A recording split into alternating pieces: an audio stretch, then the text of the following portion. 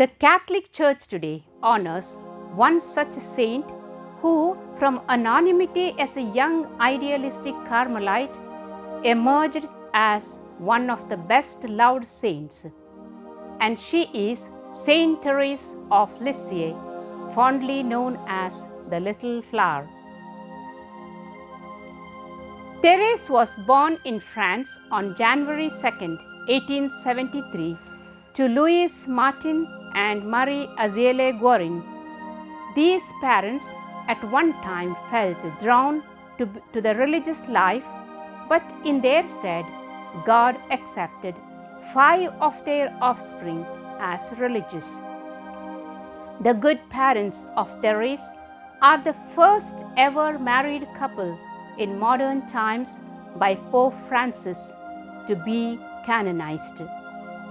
The Pope stated in his homily, "The holy spouses practiced Christian service in the family, creating day by day an environment of faith and love, which nurtured the vocations of their daughters, among whom was Saint Therese of the Child Jesus."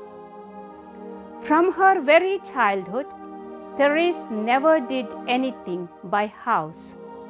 For her, it was always all or nothing.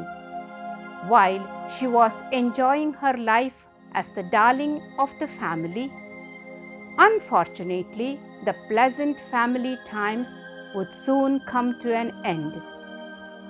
The shadow of death that had previously occupied the Martin household once more relentlessly returned.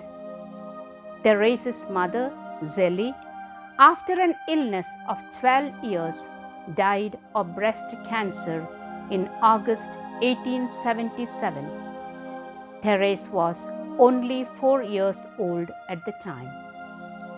On Christmas Day 1886, Saint Therese had a profound experience of intimate union with God, which she described as a complete conversion.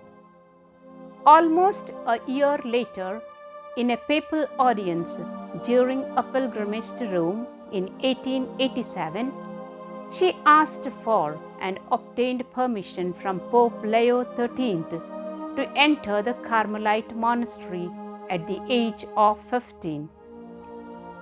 On entering, she devoted herself to living a life of holiness, doing all things with love and childlike trust in God. She struggled with life in the convent, but decided to make an effort to be charitable to all, especially those she didn't like. She performed little acts of charity always, and little sacrifices, not caring how important they seemed. These acts helped her come to a deeper understanding of her vocation. She wrote in her autobiography that she had always dreamed of being a missionary, an apostle, a martyr, yet she was a nun in a quiet cloister in France. How could she fulfill these longings? She says, "Charity gave me the key to my vocation.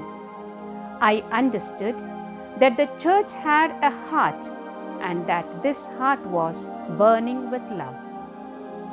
I knew that one love drove the members of the church to action, that if this love were extinguished, the apostles would have proclaimed the gospel no longer.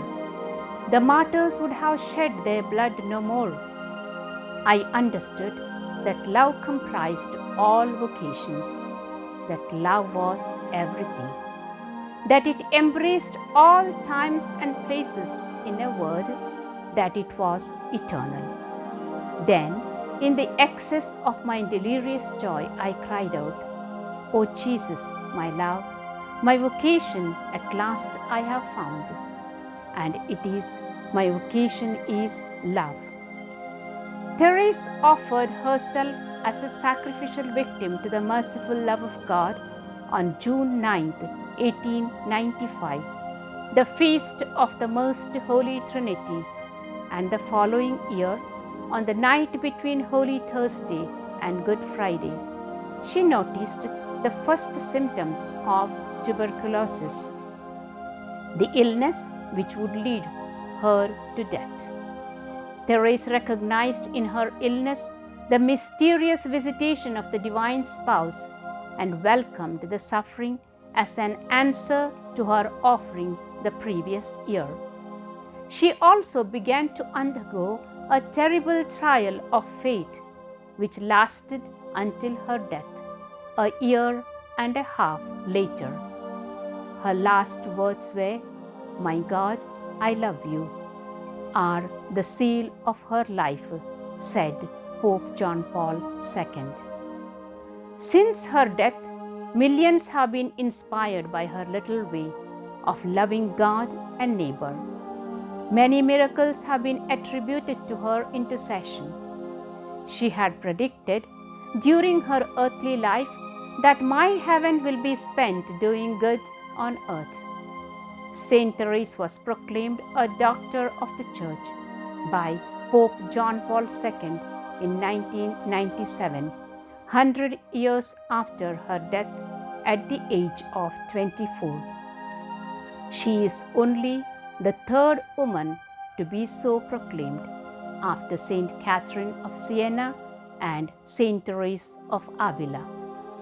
Saint Therese wrote once, "You know well enough that our Lord does not look so much at the greatness of our actions, nor ever at their difficulty, but at the love with which we do them." Therese has much to teach to our age of the image, the appearance, the self. We have become dangerously self-conscious people. Therese, like so many saints, sought to serve others, to do something outside herself, to forget herself in quiet acts of love. She is one of the great examples of the gospel, impossibility that we gain our life by losing it, and that the seed that falls to the ground must die in order to live. Let us learn today to forget ourselves, to contemplate God who draws us out of ourselves, and to serve others as the ultimate expression of selfhood. These are the insights of Saint Therese, and they are more valid today than ever.